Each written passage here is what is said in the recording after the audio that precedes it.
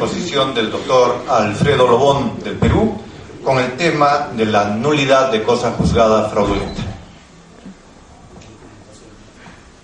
Bueno, en primer lugar quiero agradecer a los organizadores de este evento.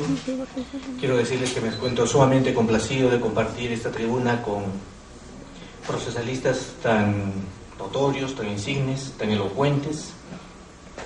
Quiero decir que me encuentro muy feliz de encontrarme en México. Es un país que por primera vez visito. Y quiero rendir el homenaje merecido a Humberto Briceño Sierra, el gran maestro latinoamericano del derecho procesal, el gran maestro del maestro Adolfo Alvarado Belloso, y si es que alguna importancia tiene, si es que algún sentido tiene de coherencia, de profundidad y de análisis, lo que estamos en esta tarea de aprender derecho procesal, se debe al legado de Humberto Briceño Sierra. Muy bien, el tema que hoy nos convoca, hoy me preocupa y quiero compartir con ustedes, es el que está vinculado a la nulidad de la cosa juzgada fraudulenta. Nuestro Código Procesal Civil peruano, que empezó a regir en el año de 1993, empezó como un código con una gran expectativa. Empezó como un código con una esperanza de que la justicia civil peruana cambiara radicalmente su forma de actuar y pudiera ponerse fin a lo que se denominó una maldición gitana de más de 80 años, refiriéndose al Código de Procedimientos Civiles de 1912, donde los procesos eran eternos, donde la justicia nunca se alcanzaba y donde cualquier situación podía verse que se produjera y ya no llamaba la atención. Y sus grandes propulsores, sus grandes ideólogos, nos dijeron de que el Código Procesal Civil peruano nos ponía de la educación inicial a la educación universitaria. Era el cambio legislativo más importante del siglo y cada una de sus disposiciones constituían nada menos que un alarde de técnica procesal. Sin embargo, el tiempo ha pasado, el código empezó a tener vigencia y a los pocos años, menos de 5, 6 y 7, ya tenemos 20 de vigencia del código, igual que aquellos edificios que se construyen pomposamente y se inauguran entre bombos y platillos, pero que están mal edificados, a los pocos meses de su inauguración empiezan a aparecer las grietas. Lo mismo sucedió con el Código Procesal Civil peruano. Entonces se dijo de que el tema de la postulación en el Código Civil, Procesal Civil, estaba equivocada y tenía graves deficiencias de admisión de justicia. El tema de prueba contenía graves limitaciones.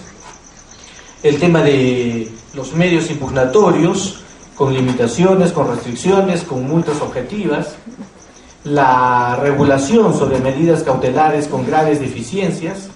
A tal extremo ha llegado esta situación que el código tiene innumerables modificaciones. Y no solamente tiene innumerables modificaciones, sino que ya no es el mismo código que fue antes. Y por supuesto que toda esta serie de defectos no han cambiado en lo más mínimo la administración de justicia en el Perú, sino que los grandes problemas continúan, las grandes demoras persisten y la decepción es cada vez mayor. Uno de los puntos de los cuales no se ha hablado mucho, uno de los temas de los cuales existe menos bibliografía y también menos práctica judicial, procesal judicial, es el referido a una pretensión que se encuentra en el último artículo del capítulo referido a las nulidades procesales. Y me estoy refiriendo a la nulidad de la cosa juzgada fraudulenta.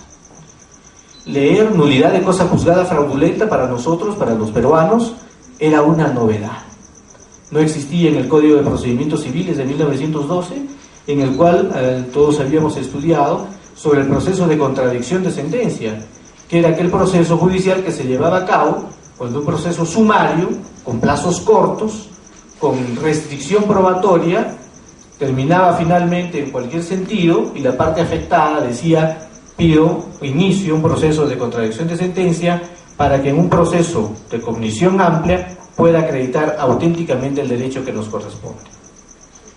Eso se encontraba regulado, pero no la nulidad de cosa juzgada fraudulenta. Y al estudiar esta nulidad de cosa juzgada fraudulenta, uno dice, ¿qué es esta pretensión? ¿En qué consiste? ¿Cuándo se interpone?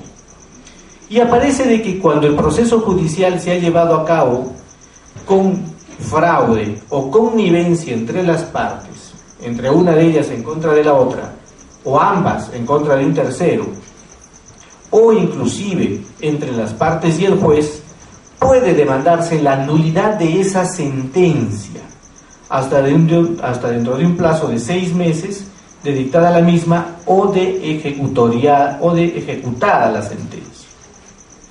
Entonces, ante esta regulación de la nulidad de cosa juzgada fraudulenta, han sido muy pocos los procesos judiciales que se han llevado a cabo, porque precisamente cuando una parte incurre en fraude en perjuicio de otra, esta situación de fraude queda en desconocimiento pleno, porque si hubiese sido de materia de conocimiento de la parte, lo hubiera alegado dentro del proceso.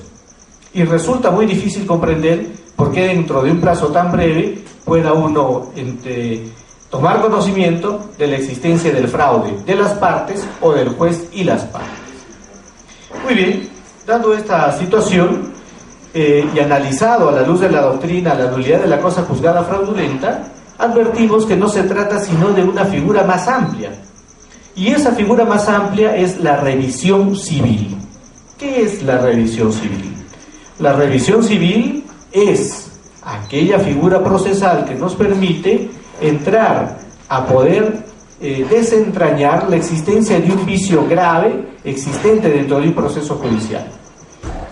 Y ese vicio grave que va a cuestionar la sentencia del proceso anterior podría ingresar en colisión, y eso lo dicen los autores, con otra figura procesal importante que es la cosa juzgada, a tal extremo que precisamente la pretensión se denomina nulidad de la cosa juzgada fraudulenta. Escuchando atentamente al doctor, nuestro estimado colega Antonio Salcedo, manifestaba que el tiempo es un enemigo del proceso. En muchas circunstancias, por razón del tiempo, puede dejarse la justicia de lado porque no se presentó la prueba en el minuto oportuno. Muy bien, y en este aspecto de la nulidad de la cosa juzgada fraudulenta puede suceder lo mismo, porque por situaciones que se han producido después del proceso o antes del mismo, pero que sean determinantes en relación a la razón que llevó al juez a determinar la justicia en un sentido o en otro, pueden alterar y variarse. Pero tenemos la barrera de la cosa juzgada. Si ponemos a la barrera de la cosa juzgada como inmodificable, entonces nos quedamos con la certeza, pero dejamos de lado la justicia. Y si abrimos la puerta a la revisión permanente ulterior de cualquier proceso judicial en el que se alegue existido dolo, fraude u otras situaciones, entonces también podemos generar un problema distinto, el problema de la no certeza de las decisiones y la constante modificación que puede existir en los fallos judiciales, que puede generar también problemas graves. Muy bien, entonces la pregunta que surge aquí es si esta revisión civil de las sentencias, dentro de las cuales el fraude procesal es uno de ellos, la existencia de nuevos medios de prueba es otros, y otras circunstancias más que ha establecido la doctrina, entra en colisión con la figura de la cosa juzgada. Los autores, en sentido unánime, han manifestado que, efectivamente, hacer posible una revisión de un proceso judicial que siguió cada una de sus instancias y que terminó finalmente en una sentencia definitiva, para bien o para mal, debe persistir. Consecuentemente, la figura procesal de la revisión civil hace desestabilizar a la institución de la cosa juzgada. Y por tanto, se le ha asumido con mucha restricción. Sin embargo, ¿será correcta esta apreciación generalizada de la doctrina? ¿Será realmente la figura de la revisión civil un atentado, un peligro contra la cosa juzgada? Particularmente pienso que no es así. Y no es así porque se ha entendido mal la figura de la revisión civil. Y se ha entendido mal la figura de la revisión civil porque la revisión civil no busca crear la nulidad de la sentencia que pone fin al proceso, sino que la revisión civil busca un nuevo análisis, dejar sin efecto el proceso de manera integral y no solo la sentencia. Lo que busca la revisión civil es que, por una razón extraordinaria, el fraude del juez, la existencia de nuevos elementos de prueba, la existencia de medios probatorios ya existentes pero desconocidos por las partes, y otras circunstancias taxativamente establecidas, se va a dejar sin efecto el proceso judicial íntegramente. Se va a hacer a través del nuevo proceso que el proceso seguido ya no exista más en la realidad jurídica ni procesal. Es dejar de lado un proceso judicial seguido a través de un problema tremendamente grave que hizo que el juez dictara una sentencia, incluso de buena fe, pero lastimando seriamente los derechos de una de las partes en el proceso. Consecuentemente, una cosa es decir la nulidad de la decisión final, que es la sentencia, acusándola de ser sentencia fraudulenta o errada, y otra cosa es decir, hay un proceso que de inicio a fin y por una razón ajena, ¿no es cierto?, inclusive a la propia actividad volitiva del juez, tenemos que dejar sin efecto. Son dos caminos totalmente diferentes: el proceso judicial regular, que llega a una sentencia, y dos, una revisión civil que implica la revisión íntegra del proceso para dejarlo sin efecto y consecuentemente como si jamás hubiera existido, que no es lo mismo que afirmar la nulidad de la sentencia que puso fin a ese proceso. Muy bien, entendiendo así la revisión civil, entonces tenemos que ver qué pasa con esta revisión civil. Y los motivos que existen en la doctrina, además de los muchos que se han podido designar, pueden agruparse claramente en dos. El primero es la existencia de la prueba nueva o de la prueba desconocida, y la segunda de la existencia del hecho ilícito. El más común de ellos es el referido al cohecho del juez, al fraude del juez, a la connivencia de las partes, a la compra de los testigos, a la alteración de los medios de prueba a través de situaciones fraudulentas. Consecuentemente, nosotros podemos entender que la revisión civil se va a llevar adelante por dos razones esenciales: por razones de prueba o por razón de la comisión de un delito. Muy bien, y de esa manera ponemos fin a un proceso judicial que no debería existir correctamente y hacemos justicia que corresponde. Esta figura procesal de la revisión civil, regulada en el Código Procesal Civil peruano de manera restringida y limitada solamente a la actitud fraudulenta de las partes o de las partes y el juez, tiene también serias deficiencias que muchas veces no han sido comentadas en el Perú.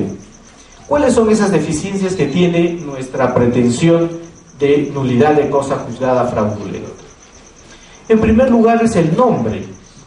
El nombre, nulidad de cosa juzgada fraudulenta, hace referencia a una situación etérea, abstracta, la nulidad de la cosa juzgada, cuando la doctrina denomina claramente nulidad de sentencia firme, porque la cosa juzgada es el efecto jurídico de la sentencia firme. Y lo que se va a poner fin, lo que se pretende anular, como ya repetí en mi código, la sentencia, pero en la doctrina el proceso, que no es lo mismo, debería llamarse en todo caso nulidad de sentencia firme y no nulidad de cosa juzgada fraudulenta. En segundo lugar, el código establece que dentro del plazo de 6 meses de consentida la sentencia debe interponerse esta demanda, ¿no es cierto? O dentro del plazo de 6 meses de ejecutada la sentencia. ¿Y cómo podría una parte conocer la existencia de un fraude dentro del plazo de 6 meses? Por circunstancias sumamente especiales podría advertir la existencia de este fraude en este plazo tan breve. Porque si advirtió la existencia del fraude dentro del proceso judicial, consecuentemente no procede demandar nuevamente por fraude, porque el fraude tendría que ser uno de los motivos que alegó en el proceso en sus medios impugnatorios respectivos. En el Perú hemos vivido un tiempo de dictadura a través del gobierno del presidente Fujimori. Hoy está sufriendo una cadena de 25 años de prisión y se hizo referencia a a un sometimiento de las Fuerzas Armadas, donde todos los generales y militares de alta graduación, en una reunión como estas, pasaron y firmaron un libro de sometimiento al régimen. Lo mismo pudo haber sucedido, y de hecho se comenta que ha sucedido en muchos aspectos, con el Poder Judicial. Quiere decir que cada una de las resoluciones importantes que se dictaban en el Perú podrían, y de hecho estuvieron, sometidas ¿a qué? A la voluntad del gobierno de turno. La sentencia dictada por este magistrado, sometido al poder del momento, al gobierno de turno, evidentemente es una sentencia fraudulenta. ¿Cómo podría la parte saber de esta situación dentro del plazo de 6 meses? ¿Cómo podría conocer esto si se advierte luego de varios meses, años, a través de circunstancias fortuitas muchas veces, de videos encontrados a través de procesos judiciales que duran muchos años? La persona afectada tendría que tener un plazo más amplio, por supuesto no todo el tiempo del mundo, porque tampoco se puede. En la legislación española se ha establecido el plazo de 5 años para poder demandar a través de la figura de la revisión civil, pero dentro de esos 5 años, dentro de los 3 meses de conocido el hecho fraudulento. Y nosotros sabemos que para poder iniciar una acción, el plazo de prescripción empieza a correr siempre a partir de la fecha en que estamos en condiciones de poder ejercitar. Consecuentemente, cuando mi código dice el plazo de 6 meses para poder demandar, nos está poniendo prácticamente en un imposible jurídico y en el plano de la realidad estamos nos está cerrando las puertas de poder demandar esta pretensión. En segundo lugar, el Código establece de que solamente proceden medidas cautelares inscribibles. ¿Y qué pasa con las medidas cautelares inscribibles? Bueno, tendría que ser la anotación de la demanda y nada más. Si la sentencia no se está, dice de 6 meses de consentida o de ejecutada, quiere decir que si conozco el hecho determinante para demandar la revisión civil, tendría que esperar que el juez ejecute la sentencia, o sea que el daño termine de consumarse, porque si es que no se interpone dentro de los 6 meses de ejecutada, porque todavía no se ha ejecutado la sentencia, y así se han expedido varias resoluciones, el juez declara improcedente la demanda. O sea, primero se causa el daño, el fraude. Segundo, se empieza a ejecutar. Tercero, termina totalmente la ejecución y consecuentemente totalmente el daño para que el juez pueda admitir la demanda, porque antes no podría hacerlo. Además de esto, le impiden que pueda iniciar todas las medidas cautelares que el ordenamiento procesal le permite, y solamente se le restringe la posibilidad de hacerlo con medidas cautelares inscribibles. Quiere decir que en el plano de la práctica, primero tengo 6 meses que no me entero. Segundo, si tuve la suerte de enterarme y puedo interponer una medida cautelar para frenar el daño que se me causa, tampoco puedo hacerlo, porque no tengo todas las medidas disponibles, medidas cautelares disponibles a mi disposición. Y otro de los aspectos más importantes, y creo que el más importante de todos, es en cuanto a los efectos de esta sentencia. Y el Código Procesal Civil establece que los efectos de la sentencia de nulidad de cosa juzgada fraudulenta es anular la decisión final y reponer las cosas al estado anterior en que se cometió el vicio. Y nadie entendió qué significaba eso. En cuanto al primer aspecto, anular la sentencia y reponer las cosas al estado anterior, han surgido las más diversas opiniones por parte de los procesalistas peruanos. Consecuentemente, algunos han dicho, el juez, que conoce el proceso de nulidad de cosa juzgada fraudulenta, va a anular la sentencia y va a declarar nulo el proceso hasta el estado en que se cometió el vicio, y el proceso nuevamente continúa. Eso es reponer las cosas al estado anterior. Otros han establecido de que se declara la nulidad de la sentencia y se vuelve a expedir sentencia como tomando en cuenta la situación irregular producida. Esto ya es perfectamente equivocado, porque parte de la premisa de que la nulidad de la cosa juzgada fraudulenta se produce por fraude de las partes. Pero la propia norma establecía que el fraude procesal se puede producir como consecuencia del fraude de las partes o del juez y de las partes. Consecuentemente, si se declara la nulidad de la sentencia por fraude del juez, no va a ser el juez nuevamente quien va a conocer el proceso. Y reponer las cosas al estado anterior nadie comprendió. Reponer las cosas al estado anterior implica que no eran las cosas procesales, no era el aspecto procesal, sino reponer las cosas en el sentido sustantivo. Y analizada la figura del fraude con la revisión civil, que es en verdad la figura madre que la comprende, tenemos que el proceso judicial, y no solamente la sentencia, se anula, y como la situación jurídica que estableció la sentencia queda sin efecto y el proceso judicial como si nunca se hubiese efectuado, la situación jurídica sustantiva que existía antes del proceso retorna plena vigencia. Ese es el sentido que se le ha dado, que se le debe dar y que no se le ha dado a la pretensión de nulidad de cosa juzgada fraudulenta. Sin embargo, las sentencias pueden, y de hecho, la sentencia cuando es la fraudulenta, o el proceso fraudulento, y no solo la sentencia fraudulenta, cuando se declaró infundada la demanda, consecuentemente queda sin efecto y no pasó nada. Si se declaró fundada la pretensión que contiene la demanda, y la sentencia es de carácter constitutivo o de carácter declarativo, consecuentemente también no genera mayor problema. Dejará de existir esa sentencia y ese proceso íntegramente y las cosas retornan al estado anterior. Las cosas en el aspecto jurídico sustantivo. El problema se va a presentar ¿cuándo? Se va a presentar cuando la sentencia efectivamente se haya ejecutado y no sea posible retroceder a los efectos jurídicos ya producidos por esta sentencia y proceso fraudulento. En este caso, el único camino que nos queda es el camino indemnizatorio a la parte afectada. Muy bien, en este sentido he tratado de explicar que la pretensión que mi código establece de nulidad de cosa juzgada fraudulenta es muy reducida, debería haber regulado la figura de la revisión de la sentencia civil, que la forma en la cual se haya redactada es sumamente deficiente. No solamente eso, en cuanto al tema de la competencia, se establece que es competente el juzgado, el juez común u ordinario, y tendremos que tramitar un proceso de nulidad de cosa juzgada fraudulenta que debió llamarse revisión civil a través de todas sus instancias. Sin embargo, la doctrina sobre esta materia es uniforme en considerar que es competente únicamente el máximo tribunal que existe en el país respectivo, y es un proceso judicial que, como excepcional que es, se sigue en instancia única. Quiere decir que en ninguno de los aspectos de la regulación de la figura procesal peruana encontramos mayor acierto.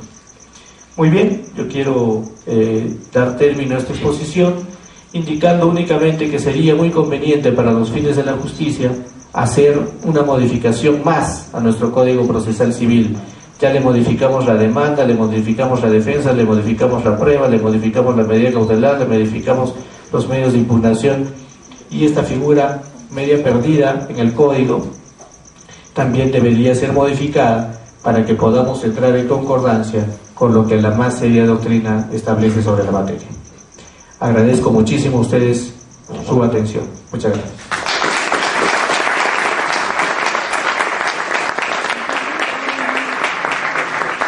Muchas gracias, doctor Lobón.